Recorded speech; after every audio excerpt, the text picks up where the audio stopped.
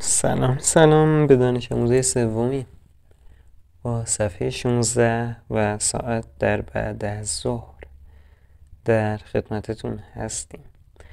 در آغاز با فعالیتی روبرو میشیم که کارهای علی رو در یک شبانه روز به ما نشون میده روی ساعت.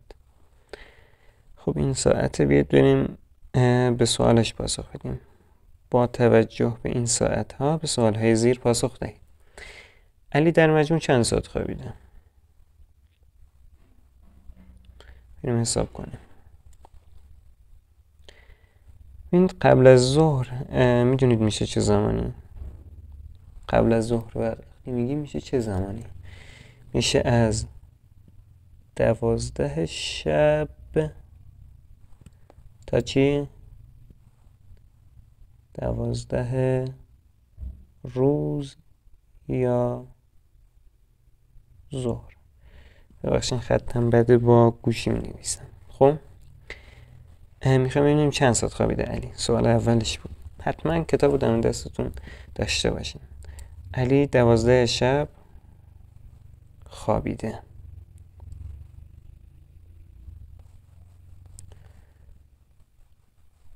البته 12 روز نیست، میشه گفت 11 و 59 دقیقه. خب 12 شب خوابیده چند تا 6 صبح. آفرین. خب بیاید حساب کنیم. 12 تا 1 میشه چقدر؟ 1 ساعت. 1 تا 2 اون یکی اینم یکی 2 ساعت. 2 تا 3 3 ساعت. 3 تا 4 4 ساعت. 4 تا 5 5 ساعت. 5 تا 6 6 ساعت. پس علی 6 ساعت خوابیده. گفته در مجموع چند ساعت خوابیده. بریم بعد از ظهر رو هم حساب کنیم. بعد از ظهر میشه که میشه از 12 ظهر تا 11 و 59 دقیقه شب. اینا رو بنویسید کنارش. خب اینجا خوابیده.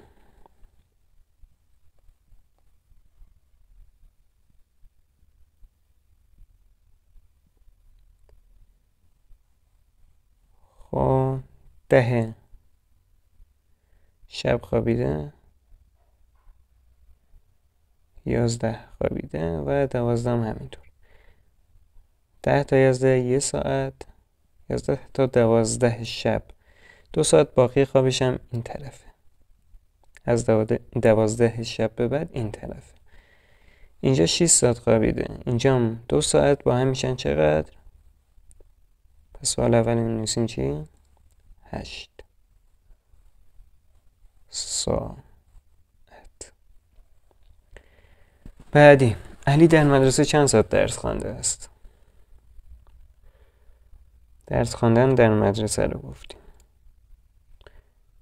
1 ساعت نگاه کنید این دقیق میاد روی 8. 1 ساعت 2 ساعت و 3 ساعت و 4 ساعت. علی 4 ساعت در مدرسه درس خونده. اینجا دوباره خونده. ساعت 1 تا 2 ظهر. پس علی 1 ساعت اینجا درس خونده. چند ساعت اینجا بود؟ 1 2 تا 3 تا 4 تا 4 و 1 با هم میشن چند؟ علی 5 ساعت درس خونده. خب چند ساعت در راه مدرسه یا خانه بوده؟ این رو حساب کنم. ساعت رو پاک کنم. شروع شد. کلا هرچی هست رو پاک کنیم. گفتیم چی؟ چند ساعت در راه مدرسه یا خانه بوده؟ در راه مدرسه یا خانه بودن همین میشه دیگه، رفتم به مدرسه. اینجا 1 ساعت بوده، ببینیم اون طرف چی؟ نه خانه دیگه 1 ساعت هم در حال برگشتم به خونه بوده، 1 ساعت هم در حال رفتن به مدرسه. کلن چقدر میشه؟ میشه 2 ساعت. در مجموع او چند ساعت به نماز خواندن، خوردن، استراحت و تماشای تلویزیون پرداخته است. خب نماز خواندنش چقدره؟ 1 ساعته. اینجا هیچی نیست. اینجا چی؟ استراحت چقدره؟ 1 ساعت اینجاست. نماز، تماشای تلویزیون شام اینجا چقدره؟ 1 ساعت، 2 ساعت، 3 ساعت. اینجا نماز و نهار بازم هم چقدر؟ 1 ساعت دیگه. پس 1 به علاوه 1 به علاوه 3 میشه چند؟ میشه 5. 5 تا داریم، یکی دیگه میزنیم روش، میشه 6. پس 6 ساعت. یک شبانه روز چند ساعته؟ 24 ساعته. خب بیاید ببینیم چجور حساب میشه. 0 میشه چی؟ همون 12 نیمه شب. آفرین. 0 1 نیمه شب، 2 نیمه شب، 3 نیمه شب، 4 نیمه شب، دیگه ساعت 5 4 و 5 تقریبا خورشید طلوع میکنه. پس میشه گفت 5 صبح، 6 صبح، 7 صبح، 8 صبح، 9 و 10 صبح. 11 رو هم میشه برای تنبلا صبح حساب کرد. خب 12 چی؟ میشه 12 ظهر.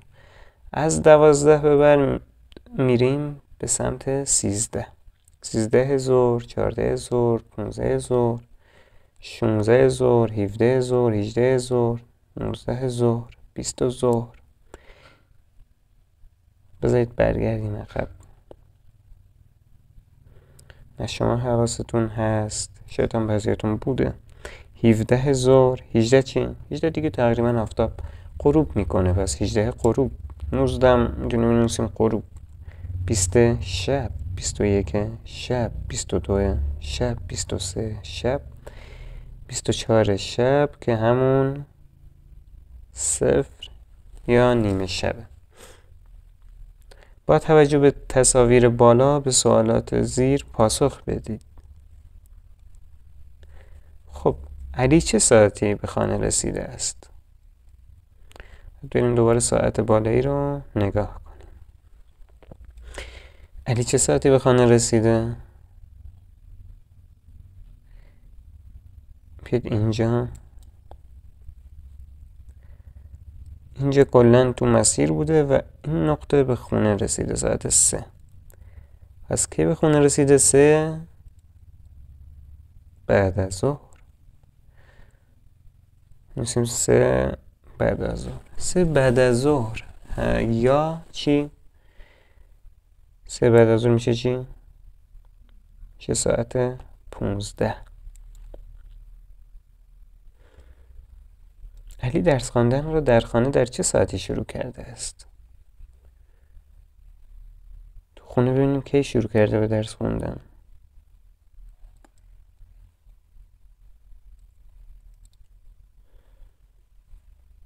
ساعت بکنید ساعت 4 چی؟ بعد از ظهر شروع کرده به درس خوندن. 4 بعد از ظهر میشه چند؟ توی ساعت 24 ساعتی میشه 16. خب علی چه ساعتی به خواب رفته است؟ این کی خوابیده بعد از ظهر رو؟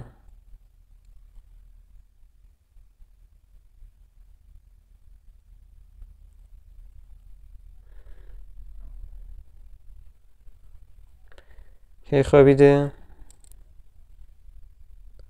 ساعت 10 شب یا همون 10